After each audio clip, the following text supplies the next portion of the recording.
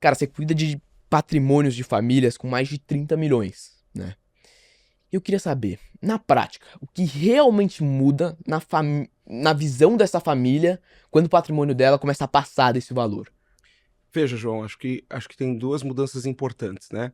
A primeira é que até um determinado volume de patrimônio, você precisa garantir que haja um espaço de liquidez para imprevistos, para mudanças de plano, ou de repente dentro do teu planejamento você tem lá a ideia de comprar um imóvel ou trocar de imóvel e e o que acaba acontecendo é que quando o patrimônio é menor, você fica limitado muitas vezes em conseguir construir estratégias de longo prazo ou estratégias mais ilíquidas. Uhum. Quando você chega mais ou menos nesse montante, você de fato consegue construir o que a gente chama de um portfólio institucional, tanto do ponto de vista de estrutura quanto do ponto de vista dos ativos que você é investidor.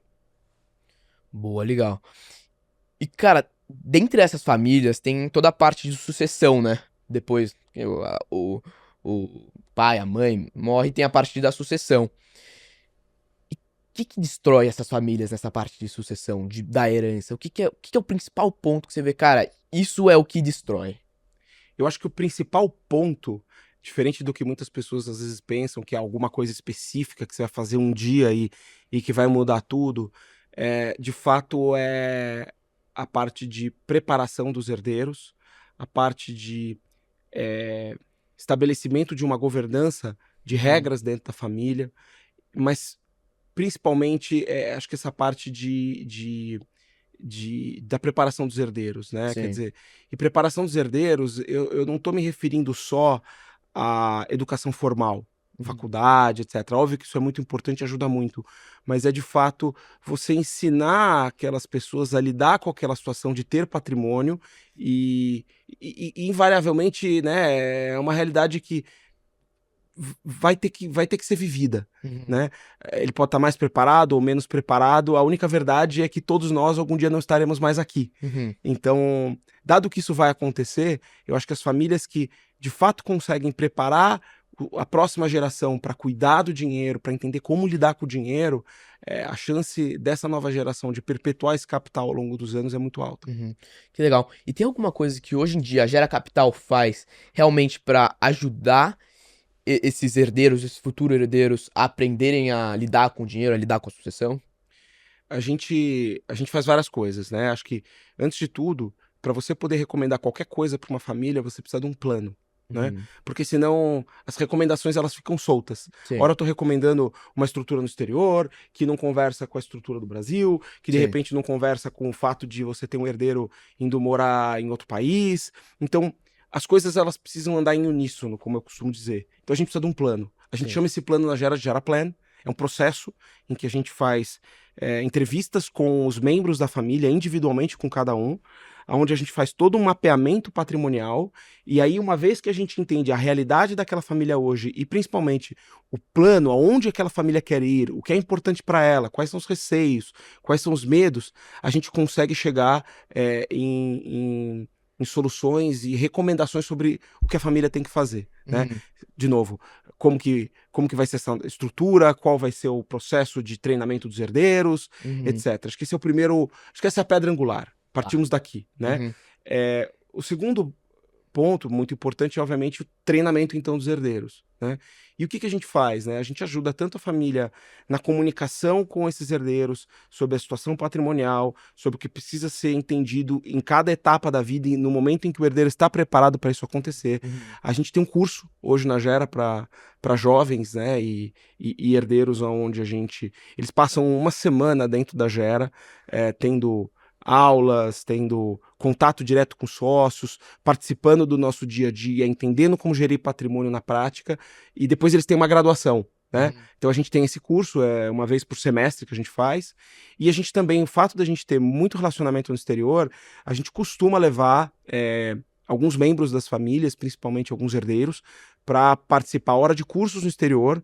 Um deles é um curso que eu fiz em Wharton, né, em conjunto com um instituto que a gente também é associado, que chama IPI. Uhum. É um grupo de famílias global, eles reúnem 700 famílias ultra high no mundo, ou outros cursos, além, obviamente, de levar para reunião com gestores, os annual meetings. Então a gente gosta de levar os herdeiros para ter esse contato prático e próximo dos gestores, principalmente fora do Brasil, que eu acho que é onde a gente acaba se diferenciando.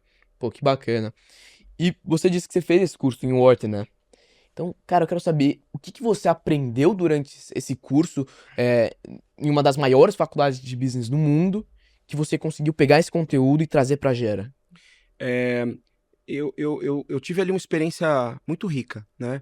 Acho que assim, eu já tinha contato com a IPI, é um curso super fechado, eles têm restrições de volume mínimo por participante, por família, e raramente aceitam, por exemplo, multifamily offices como nós.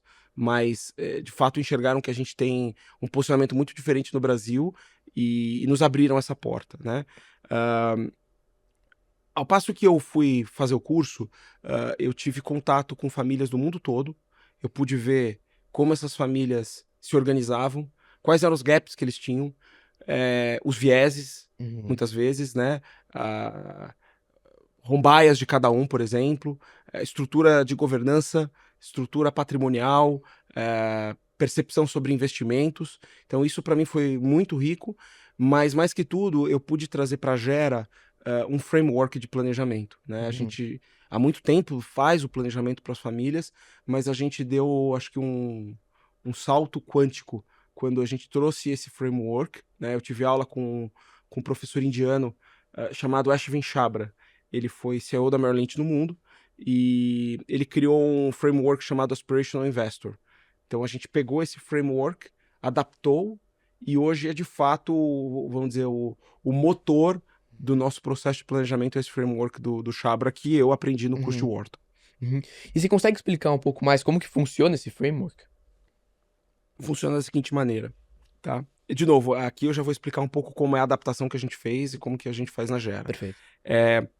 Basicamente, né, a gente enxerga dentro do processo de planejamento o patrimônio todo do cliente, seja ele dinheiro, imóveis, participações em empresas, obras de arte, o que seja, para mim é patrimônio, né? O dinheiro no final do dia ele é móvel, hoje ele é dinheiro, amanhã ele é imóvel, hoje ele é imóvel, amanhã ele é dinheiro, então o que interessa para a família é tudo isso, né?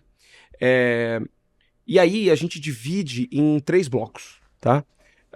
O primeiro bloco, que a gente chama de Capital Guard, é o bloco, vamos dizer, que tem a responsabilidade de garantir que a família possa fazer frente às despesas dela de curto e médio prazo. Sim. Despesas e saídas de caixa, né? Investimentos e tudo mais. Então, esse bloco aqui do Capital Guard, eu aloco somente ativos de baixíssimo risco, então aqui no Brasil CDI, lá fora Treasury, e o mais importante aqui é ter disponibilidade, tá? Quanto que eu aloco aqui no Capital Guard? Varia de família a família, normalmente famílias que são muito superavitárias, não preciso deixar tanto dinheiro no Capital Guard, mas a teoria diz que eu preciso deixar aqui 4 anos de saídas de caixa, tá? Para que eu consiga, então, no próximo bloco, que é o que a gente chama de endowment portfólio, ter a paciência e a tranquilidade de que o portfólio pode oscilar, eu posso passar por intempéries de mercado, coisas podem acontecer, que eu não vou ter que me preocupar com o dinheiro que a gente chama de dinheiro do boleto, né, com o dinheiro do dia a dia, que o Capital Guard vamos dizer, me protege, tá? A segunda função do Capital Guard, além de garantir, vamos dizer, essa estabilidade, é, de repente, numa crise, você ter liquidez para poder comprar ativos baratos. Sim. Então, ele também te dá essa opcionalidade. O segundo bloco é o Endowment Portfólio, que, no final, é um bloco de ativos de mercado, né? Brasil, exterior, ações, multimercados, private equity, etc., né? Crédito, enfim, é o portfólio, vamos dizer, típico, que é um endowment portfólio. E a função dele, né, no nosso estudo, e que a gente costuma observar para o volume de dinheiro que eu tenho investido aqui, para o retorno esperado da carteira conforme a gente está desenhando, eu consigo manter o padrão de vida da família no futuro, nos próximos 20, 50, 100 anos? Então, é isso que a gente avalia aqui, obviamente, analisando o fluxo esperado de despesas, né? E o último é o que a gente chama de aspiracional, tá? E aí daí vem a teoria, né? O Aspirational Investor. Esse último bloco aqui, eu normalmente tenho ativos em que a família tem ingerência, ativos concentrados, aí imóveis, participações em ações muito concentradas, participações em empresas, obras de arte, e que normalmente, de novo, a família tem ingerência. Então, eu nunca tenho 2 portfólios aspiracionais iguais, né? Porque isto aqui é algo que a gente enxerga que existe um valor monetário, mas também exige o trabalho da família, existe o capital humano que a família emprega nisso, para que no futuro a família possa mudar de patamar. Então, Tá. eu acho que a gente costuma dizer que a função do endowment e do capital guard não é mudar a família de patamar, mas garantir que o poder de compra dela esteja preservado para o futuro. Mas o Claro. aspiracional, sim, ela pode dar saltos de patrimônio com essa concentração aqui.